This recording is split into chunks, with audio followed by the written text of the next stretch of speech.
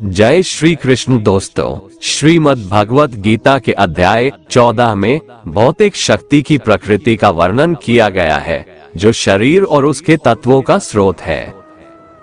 श्री कृष्ण बताते हैं कि प्राकृतिक शक्ति सत्व, रज और तम तीन गुणों से निर्मित है। शरीर, मन और बुद्धि जो प्राकृतिक शक्ति से बने हैं, उनमें भी तीनों गुण विद्यमान होते हैं और हम जीवों में गुणों का मिश्रण हमारे व्यक्तित्व के स्वरूप का निर्धारण करता है।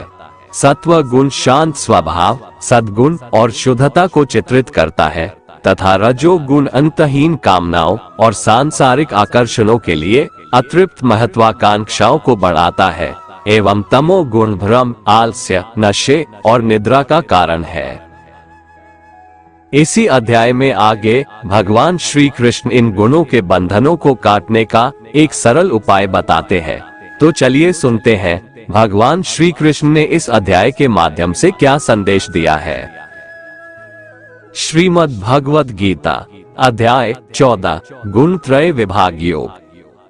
प्रकृति और पुरुष द्वारा जगत की उत्पत्ति। श्री भगवान ने कहा, हे अर्जुन, समस्त ज्ञानों में भी सर्वश्रेष्ठ इस परम ज्ञान को मैं तेरे लिए फिर से कहता हूँ, जिसे जानकर सभी संत मुनियों ने इस संसार से मुक्त होकर परम सिद्धि को प्राप्त किया है। इस ज्ञान में स्थिर होकर वह मनुष्य मेरे जैसे स्वभाव को ही प्राप्त होता है। वह जीव न तो सृष्टि के प्रारंभ में फिर से उत्पन्न ही होता है और न ही प्रलय के समय कभी व्याकुल होता है। हे भरतवंशी, मेरी यह 8 तत्वों वाली जड़ प्रकृति जल, अग्नि, वायु, पृथ्वी, आकाश, मन, बुद्धि और अहंकार ही समस्त वस्तुओं को उत्पन्न करने वाली माता है और मैं ही ब्रह्म रूप में चेतन रूपी बीज को स्थापित करता हूँ। इस जड़ चेतन के सहयोग से ही सभी चर अचर प्राणियों का जन्म संभव होता है। हे अर्जुन, नाना प्रकार की सभी योनियों में जितने भी शरीरधारी प्राणी उत्पन्न होते हैं, प्रकृति उन सबकी गर्भ धारण करने वाली माता है और मैं बीज को स्थापन करने वाला पिता हूँ। प्रकृति के गुणों की क्रियाशीलता। हे महाबाहु अर्जुन, सात्विक गुण, राजसिक गुण और तामसिक गुण, ये तीनों गुण भौतिक प्रकृति से ही उत्पन्न होते हैं। प्रकृति से उत्पन्न तीनों गुणों के कारण ही अविनाशी जीवात्मा शरीर में बंध जाती है। हे निष्पाप अर्जुन, सतोगुण अन्य गुणों की अपेक्षा अधिक शुद्ध होने के कारण पाप कर्मों से जीव को मुक्त करके आत्मा को प्रकाशित करने वाला होता है, जिससे जीव सुख और ज्ञान के अहंकार में बंध जाता है। हे कुंती पुत्र, रजोगुण को कामनाओं और लोभ के कारण उत्पन्न हुआ समझ, जिसके कारण शरीरधारी जीव सकाम कर्मों में बंध जाता है। हे भरतवंशी, तमोगुण को शरीर के प्रति मोह के कारण अज्ञान से उत्पन्न हुआ समझ, जिसके कारण जीव प्रमाद, आलस्य और निद्रा द्वारा बंध जाता है। हे अर्जुन, सतोगुण मनुष्य को सुख में बांधता है, रजोगुण मनुष्य को सकाम कर्म में बांधता है और तमोगुण मनुष्य के ज्ञान को आच्छादित कर प्रमाद में बांधता है। हे भरतवंशी अर्जुन, रजोगुण और तमोगुण के घटने पर सतोगुण बढ़ता है, सतोगुण और रजोगुण के घटने पर तमोगुण बढ़ता है। इसी प्रकार तमोगुण और सतोगुण के घटने पर रजोगुण बढ़ता है।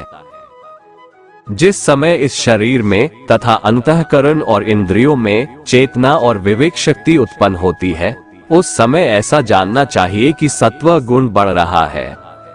हे भरतवंशियों में श्रेष्ठ, रजोगुण की वृद्धि होने पर लोभ, फल की इच्छा से कार्यों को करने की प्रवृत्ति और मन की चंचलता के कारण विषय भोगों को भोगने की अनियंत्रित इच्छा बढ़ने लगती है। हे कुरुवंशी अर्जुन, जब तमोगुण विशेष वृद्धि को प्राप्त होता है, तब अज्ञान रूपी अंधकार, कर्तव्य कर्मों को न करने की प्रवृत्ति, पागलपन की अवस्था और मोह के कारण न करने योग्य कार्य करने की प्रवृत्ति बढ़ने लगती है।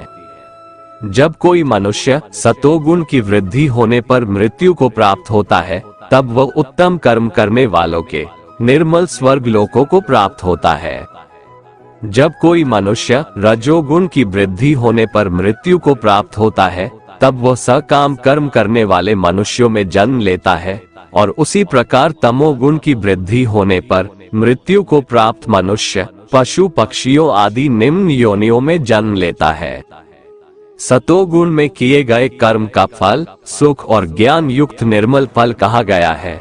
रजोगुण में किए गए कर्म का फल दुख कहा गया है और तमोगुण में किए गए कर्म का फल अज्ञान कहा गया है। सतोगुण से वास्तविक ज्ञान उत्पन्न होता है, रजोगुण से निश्चित रूप से लोभ ही उत्पन्न होता है और तमोगुण से निश्चित रूप से प्रमाद मोह अज्ञान ही उत्पन्न होता है। सतोगुण में स्थित जीव स्वर्ग के उच्च लोकों को जाता है, रजोगुण में स्थित जीव मध्य में पृथ्वी लोक में ही रह जाते हैं और तमोगुण में स्थित जीव पशु आदि नीच योनियों में नरक को जाते हैं। गुणातीत पुरुष के लक्षण। जब कोई मनुष्य प्रकृति के तीनों गुणों के अतिरिक्त अन्य किसी को करता नहीं देखता है और स्वयं को दृष्टा रूप से देखता है, तब वह प्रकृति के तीनों गुणों से परे स्थित होकर मुझ परमात्मा को जानकर मेरे दिव्य स्वभाव को ही प्राप्त होता है। जब शरीरधारी जीव प्रकृति के इन तीनों गुणों को पार कर जाता है, तब वह जन्म मृत्यु बुढ़ापा तथा सभी प्रकार के कष्टों से मुक्त होकर इसी जीवन में परम आनंद स्वरूप अमृत का भोग करता है। अर्जुन ने पूछा, हे प्रभु, प्रकृति के तीनों गुणों को पार किया हुआ मनुष्य किन लक्षणों के द्वारा जाना जाता है और उसका आचरण कैसा होता है तथा वह मनुष्य प्रकृति के तीनों गुणों को किस प्रकार से पार कर पाता है?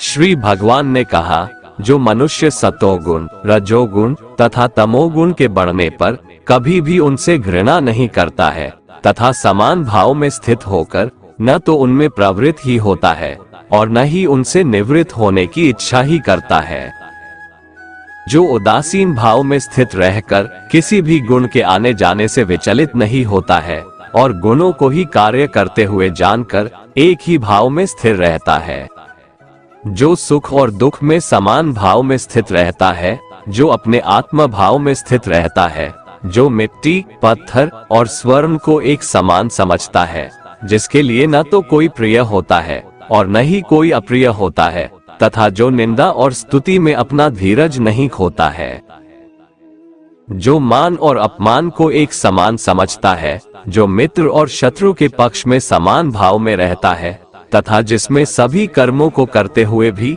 कर्तापन का भाव नहीं होता है, ऐसे मनुष्य को प्रकृति के गुणों से अतीत कहा जाता है। जो मनुष्य हर परिस्थिति में बिना विचलित हुए अनन्य भाव से मेरी भक्ति में स्थिर रहता है, वह भक्त प्रकृति के तीनों गुणों को अति शीघ्र पार करके ब्रह्म पद पर स्थित हो जाता है। उस अविनाशी ब्रह्म पद का मैं ही अमृत स्वरूप शाश्वत स्वरूप धर्म स्वरूप और परम आनंद स्वरूप एकमात्र आश्रय हूँ। इस प्रकार उपनिषद ब्रह्म विद्या तथा योग शास्त्र रूप श्रीमद् भगवद गीता के श्री कृष्ण अर्जुन संवाद में प्राकृतिक गुण विभाग योग नाम का 14वां अध्याय संपूर्ण हुआ। दोस्तों, अगर आपको हमारा ये वीडियो पसंद आया तो कमेंट में जय श्री राधे कृष्ण लिखें और ऐसे ही प्रेरणादायक वीडियो देखने के लिए हमारे चैनल को सब्सक्राइब कर लें। जय श्री राधे कृष्ण।